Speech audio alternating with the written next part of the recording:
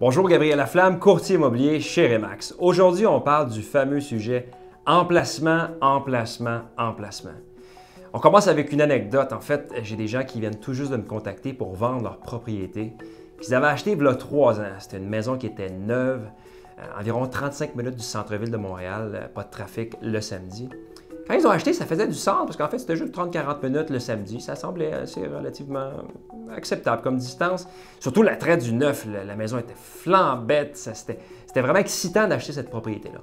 3 ans plus tard, après des tempêtes d'hiver dans le trafic, après des 1h30 le matin, 1h30 le soir, clairement, ils sont plus capables. Donc, ils m'ont appelé pour vendre la propriété. Et puis, on le sait, quand on vend à l'intérieur de 2-3 ans, souvent, on perd de l'argent. Donc, ce n'est pas le scénario idéal. Il faut toujours planifier de garder une maison, qu'elle soit neuve ou usagée, au moins 5 à 7 ans pour laisser le temps de prendre au marché, de prendre un petit peu de valeur. Donc, j'ai 3 conseils pour éviter les regrets dans votre choix d'emplacement. Le premier, si vous n'êtes pas certain du secteur, louez pour 1 an. Vous allez vraiment savoir si vous appréciez le voisinage et si vous êtes vraiment bien et si la distance entre votre propriété et le travail est acceptable.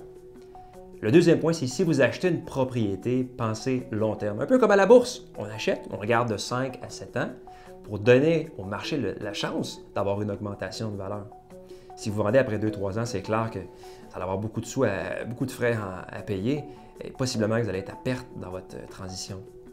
Le troisième conseil que j'aurais à vous donner, en fait, c'est de ne pas sous-estimer l'importance de la qualité de vie dans votre choix d'emplacement.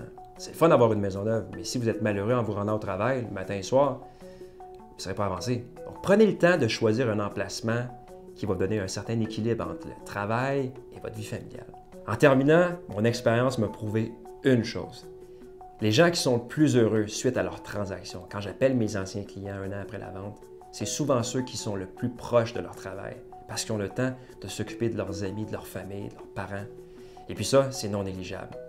Dites-vous une chose, si vous achetez proche de l'action, proche du centre-ville, où ça bouge, la valeur de votre terrain a tendance à augmenter.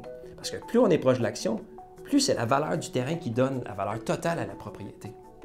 Gardez ça en tête. Vous avez des questions sur comment choisir le bon secteur qui prendra de l'expansion à travers les années? Contactez-moi via mon site internet gabriellaflamme.com. Ça me fera plaisir de vous guider sur l'emplacement stratégique à choisir. Au plaisir!